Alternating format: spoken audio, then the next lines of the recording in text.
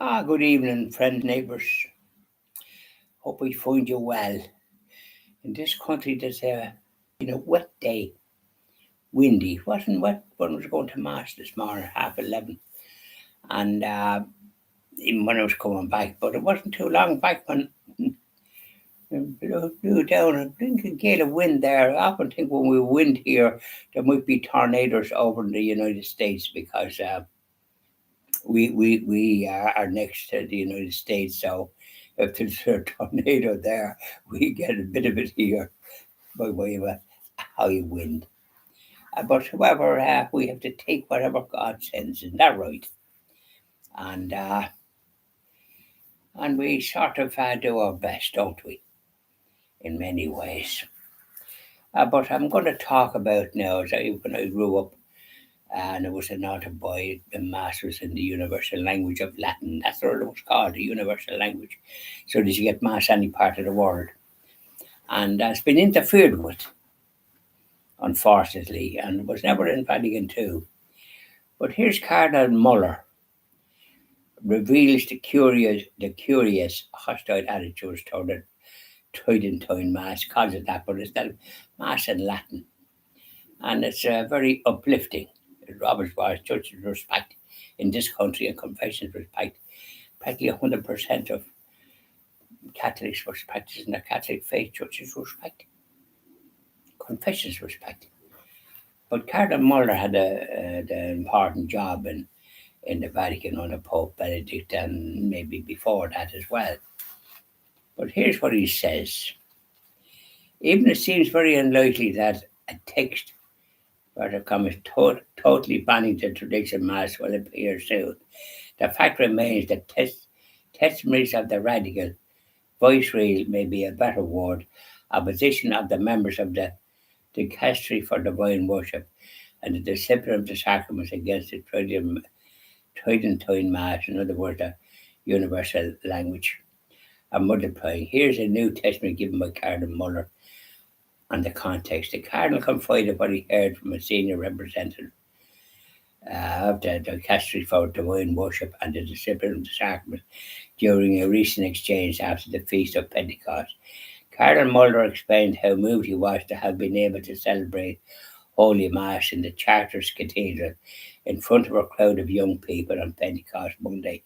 There was 20,000 of them or something marched for 3 days and then finished up in Chartres Cathedral. Marvellous. A beautiful cathedral. I hope to have security. Yeah, because you never know what's going to happen with the evil ones that's knocking about in France. Uh, uh,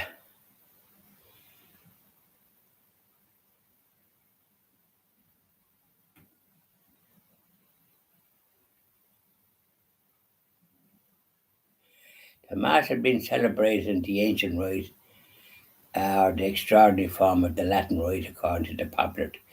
As he went on to explain that some see in the ancient rite of the Mass, the Latin Mass, sanctioned by Saint Pius V, a great danger for the unity of the Church.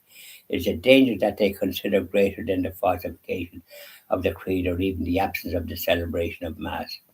In other words, an empty church is better than a church filled with 20,000 people assisting at the traditional rite of the Mass. Certainly, the churches in most European countries, but also elsewhere, are achieving a unity. Are all empty, but a unity through emptiness is nothingness.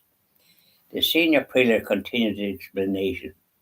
The preference for the ancient rite is understood and interpreted as the expression of a sterile traditionalism, more interested in the theatricality of the liturgy than in the living communities with God. Well, of course, they're not familiar with that. The preoccupation of this senior prelate are quite astonishing. A Mass which has sanctified generations and generations of faithful, which had been the Mass of so many saints, which has invigorated the members of the Church for centuries. This Mass today can no longer transmit grace and would only serve those nostalgic for the past.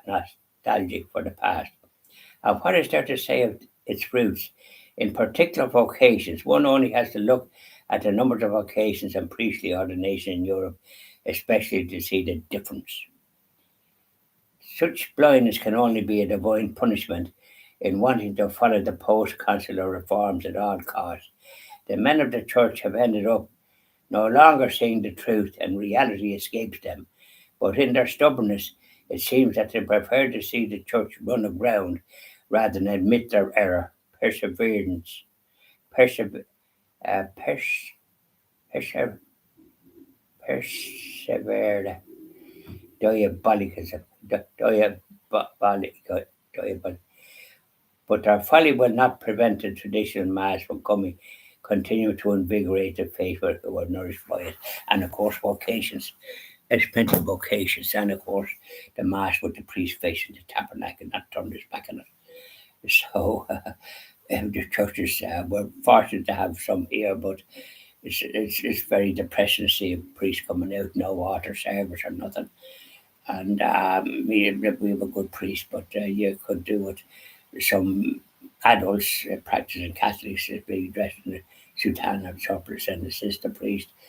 And with the priest in the Latin, in the universal language of Latin, which was the great gift of it. And priests wearing their clerics, and plenty of priests. You get different ones coming out with old nonsense that have no idea of how good it was, and coming out with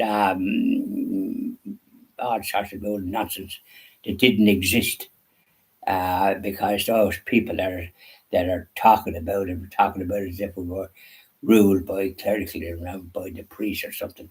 No such thing. They give good sermons up in the pulpit, not this business of talking, I don't know what, a sort of mediocre stuff.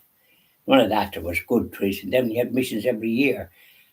I'm here 22, 23 years, and only one mission. Disgraceful. There should be missions every year. So these are the things, and Cardinal Muller and other prelates love the Latin Mass, and of course I do too. But it's not widespread enough in many ways. I wish it was more widespread, and I think a lot of people do as well. And nothing to do with nostalgic or anything. It's just a celebration of Holy Mass with the priest facing the tabernacle and the honour and glory of God. That's all it is. And confessions being heard, and on the Papa Author and Rosary and Benediction, and all the things that went on before men's and women's identities, and the Benediction, Rosary and Benediction, all done away with. Can't do things like that and expect you're going to have people practicing the Catholic faith. It's nearly gone meaningless. And with the priest facing the congregation, it's really like the Protestants. They face the congregation because they have no tabernacles or stationed at the cross. We have a tabernacle, and it's usually in the centre of the altar, but now a lot of places you wouldn't know where it is. They're straying ahead.